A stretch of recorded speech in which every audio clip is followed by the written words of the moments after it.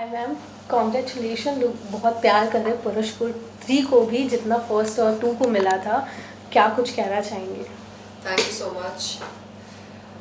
पुरुषपुर 3 मेरे लिए पुरुषपुर 2 से भी ज़्यादा स्पेशल रहा है। वो इसलिए क्योंकि पुरुषपुर 3 में मैं एक नहीं बल्कि 2 भूमिकाएं निभा रही हूँ। डबल रोल, डबल धमाका।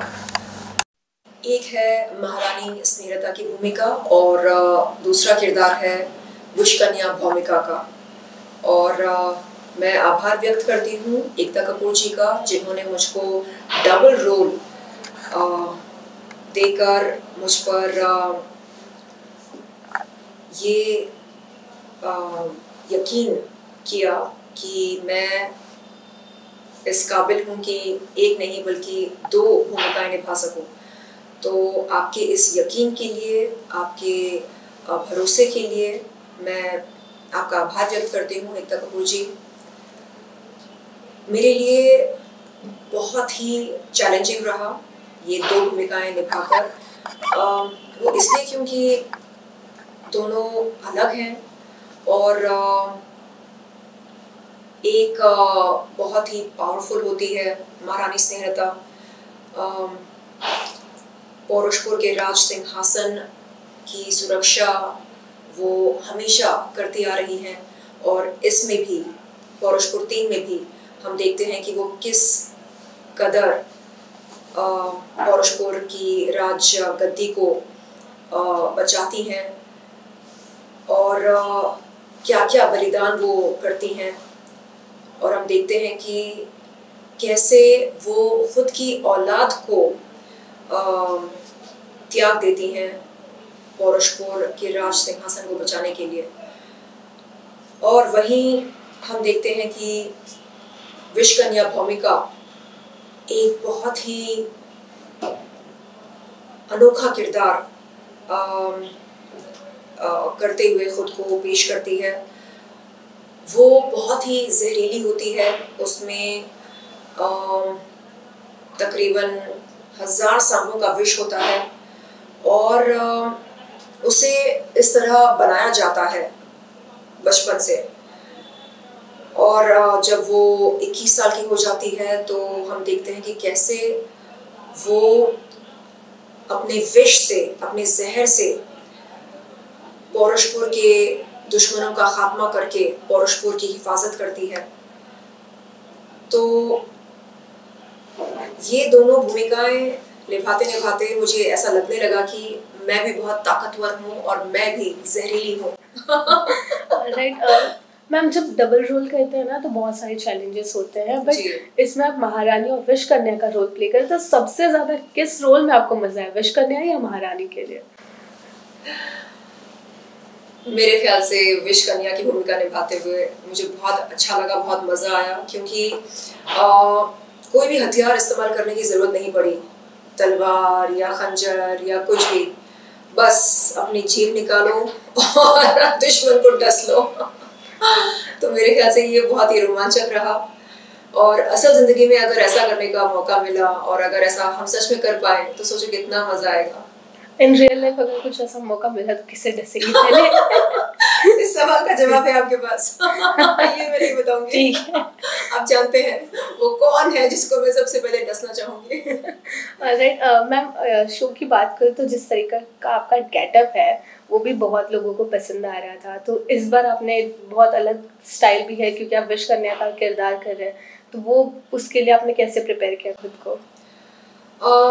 मुझसे कहा गया था कि विषकन्या भौमिका वो एक एफर्टलेस सेडक्ट्रेस होती है, यानी उसे ज़्यादा मेहनत करने की ज़रूरत नहीं पड़ती है आगे वाले को अपने वश में करने के लिए, अपने वश में करने के लिए। तो अपनी बातों से, चाल चलन से और अपनी तेज़ नज़र से और आखिरकार अपने विश से वो आगे वाले को अपने वश में कर ही लेती हैं। और सबसे पहले उसका जो मिशन होता है ज़िंदगी में वो ये होता है कि वो पुरुषपुर के दुश्मनों का खात्मा करे और 24 घंटे पुरुषपुर की हिफाजत करे। और ये काम वो बखूबी करती है क्योंकि बचपन से उसे इस तरह की ट्रेनिंग दी जाती है। ओके मैम, मैं बात करूँ तो इस पहले इसके सीज़न 1 और सीज़न 2 को जितना प्यार मिला, जिस तरीके से राइटर ने लिखा इस पे, इसकी वजह से ही शायद सीज़न 3 आया। तो आपको लगता है कि राइटर्स को इतनी अहमियत नहीं दी जाती है जितनी उन्हें देनी चाहिए? देखिए, सबको पता है कि अगर एक वेब सीरीज या फिल्म या प्रोजेक्ट सफल होती है तो उसके पीछे सिर्फ और सिर्फ एक्टर्स का हाथ नहीं होता है। सबसे पहले तो प्रोड्यूसर और डायरेक्टर को मैं श्रेय देना चाहूँगी, क्योंकि विजन प्रोड्यूसर का होता है। वो एक टीम को साथ में लेकर आते हैं और टीम के हेड डायरेक्टर होते हैं, और जो राइटर्स होते हैं वो मेरे ख्याल से बैकबोन होते हैं। अगर बैकबोन ही ना हो तो फिर इमारत कैसे खड़ी हो पाएगी। तो इसलिए मैं तहे दिल से शुक्रिया अदा करती हूँ पौरुषपुर के राइटर्स का, जिन्होंने अपनी राइटिंग से ऐसे ऐसे किरदार पैदा किए हैं जो बहुत ही रोमांचक लगते हैं पर्दे पर, और जो मेरे ख्याल से अनप्रेडिक्टेबल होते हैं, यानी उन्हें प्रेडिक्ट कर पाना बहुत मुश्किल हो जाता है। तो ऐसे किरदारों को पैदा करने के लिए और कहानी में ट्विस्ट्स एंड प्लॉट्स तैयार करने के लिए और अनप्रेडिक्टेबल मोमेंट्स क्रिएट करने के लिए मैं तहे दिल से पौरुषपुर के तमाम राइटर्स का शुक्रिया अदा करती हूँ। और मैं चाहूँगी कि आपको बहुत सारा अच्छा काम मिले आगे चलकर, क्योंकि आपने बहुत मेहनत करी है और आप सच में डिजर्विंग हैं। आपको लगता है कि इन दिनों जिस तरीके से राइटर्स को इतनी अप्रिशिएशन नहीं मिल रही है, तो आप, अगर आपको मौका मिलता है आपके साइड से, तो आप राइटर्स के लिए क्या करना चाहेंगे? देखिए, इंडस्ट्री में राइटर्स के लिए एक एसोसिएशन है, और उस एसोसिएशन का मैं भी एक हिस्सा हूँ, क्योंकि मैं भी एक राइटर हूँ। तो मेरे पास भी राइटर्स कार्ड है, और मैं देखती हूँ कि अवार्ड फंक्शंस में राइटर्स को भी अवार्ड्स दिए जाते हैं। मैं चाहूँगी कि आने वाले समय में जब जब किसी फिल्म का जिक्र हो, किसी वेब सीरीज़ का जिक्र हो, तो उस फिल्म या वेब सीरीज़ के साथ जुड़े राइटर का भी जिक्र हो। जैसे आजकल हम देखते हैं या सुनते हैं, जब रेडियो पर कोई गाना बजने वाला होता है तो रेडियो जॉकी उस गाने के नाम के साथ साथ उस गाने के गायक या गायिका के बारे में भी हमें जानकारी देते हैं। तो उसी तरह जब जब आने वाले समय में किसी फिल्म या वेब सीरीज़ का जिक्र हो, तो उस फिल्म या वेब सीरीज़ के नाम के साथ राइटर्स का भी नाम सामने आए, ताकि हमें जानकारी मिले कि कौन सा राइटर किस फिल्म के साथ जुड़ा है और किस राइटर ने ऐतिहासिक राइटिंग के साथ हमारा दिल जीता और ऐतिहासिक किरदार पर्दे पर लेकर आए। तो ये बहुत ज़रूरी होता है, यानी क्रेडिट देना, रिकग्निशन देना। ऑलराइट मैम, लास्टली फैंस को क्या मैसेज देना चाहेंगे फॉर दिस सीजन एंड इसके बाद आपके कोई अपकमिंग प्रोजेक्ट्स?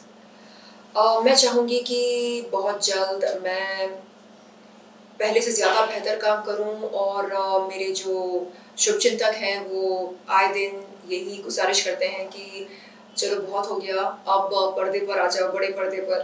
तो देखते हैं कि कब क्या धमाका होता है। वैसे मैं मानसिक रूप से और शारीरिक रूप से तैयार हूँ आप सबका मनोरंजन करने के लिए और बेहतरीन अदाकारा करने के लिए।